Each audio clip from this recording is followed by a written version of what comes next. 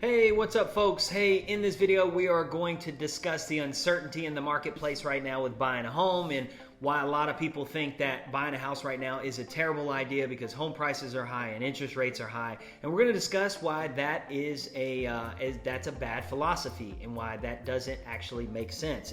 And I'm going to explain to you in this video. So thanks for watching. My name's Ryan Wheeler, United Residential Mortgage. And so we're going to dig into why it actually is a good time to buy a home and why it makes sense to get into the market right now. So the two big reasons for uncertainty for most people right now are going to be related to home prices and mortgage rates, and both of those are high, right, relative to what we're used to in the past, especially just the past 4 years. So number one, we'll talk about mortgage rates. Mortgage rates go up and down, folks. They're not like home prices. Home prices show a chart that goes like this. For the most part, mortgage rates can go like this. Now, I know they are at 23-year highs right now, so I get that, but when you know that demand is high and supply is low in the market, it shouldn't matter what interest rates are, because you know when you buy a house that house is going to appreciate year over year or have year over year price growth.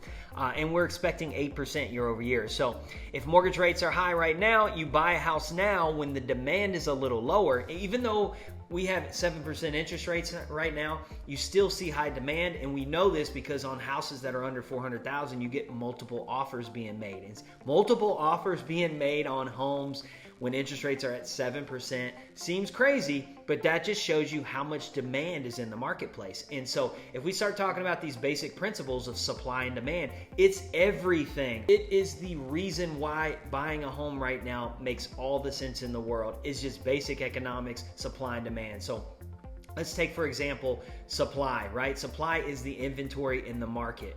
And that is inventory meaning number of homes on the market for sale. Demand in this case is buyers. How many potential home buyers are out there? We still have a ton of potential home buyers out there because they're out there making multiple offers on homes. And if your house is under $400,000, chances are you're getting multiple offers made on that home. And so what happens is, if you have multiple offers made, you don't have to ever drop your price that you have that home listed for. You can keep that price the same. And in fact, if you've got multiple offers, many times they're going to outbid each other and they're going to drive that price up. And so this is why buying a house now still makes sense, because we're going to continue to see. So unless there is just a flood of new homes released onto the market to increase that supply, you won't ever have enough supply to meet the demand, especially in our central Kentucky market, the Hardin County surrounding area. Our market is growing in population with military and new industry. And so we're never going to be able to meet that demand with enough supply. And even home builders will tell you they can't build them fast enough. It's not possible. And there's not enough home buyer or home owners currently in the market that want to sell their house. And some of that is related to higher interest rates. Some want to sell their house and get a lower interest rate. And that will free up a little inventory, but it still will not be enough inventory to meet all the demand. And so if you have more demand outweighing the supply, and this continues year over year, you're always going to have situations where there's multiple buyers on each home that's out there listed for sale.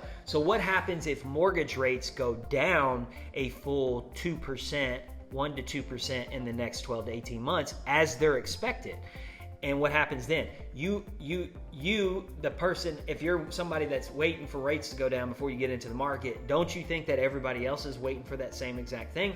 And so if all these other additional people wait for that and all these new people flood the market, you're going to have a flood of buyer demand in the marketplace, and you're still not going to have, your demand is going to now be up here, your supply is going to be down here. So on every one home, instead of 2 or 3 offers being made, you're going to have 5, 6, 7, 8, 9, 10, similar to what we saw during the COVID era.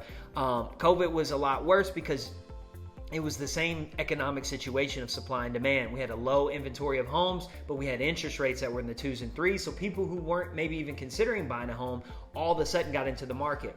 Now, I do realize that interest rate does affect affordability, meaning you can buy a larger house for more. Your money can go a little bit further, right? If you have a lower interest rate, you might be able to afford a $350,000 house, whereas now with a higher rate, you might have to go with a $300,000 house. So I get that aspect of it, but these are aspects and sacrifices that you have to make in a market like this one, because if you know that $300,000 house will be worth 8% more next year, and you buy it this year, even at rates at 7%, if you earn 8 to 10% price growth year over year, that $300,000 house is now going to be worth $324,000 or $330,000 next year. So if you pay 7% interest on it for that full year, and then you refinance next year when rates go down, you've locked that $300,000 price point in, but now you've paid, let's say 2% on $300,000, that's $6,000 in interest over that time period. So if you've paid $6,000 in interest, would you rather pay $6,000 in interest or pay an extra $24,000 to $30,000 in home price?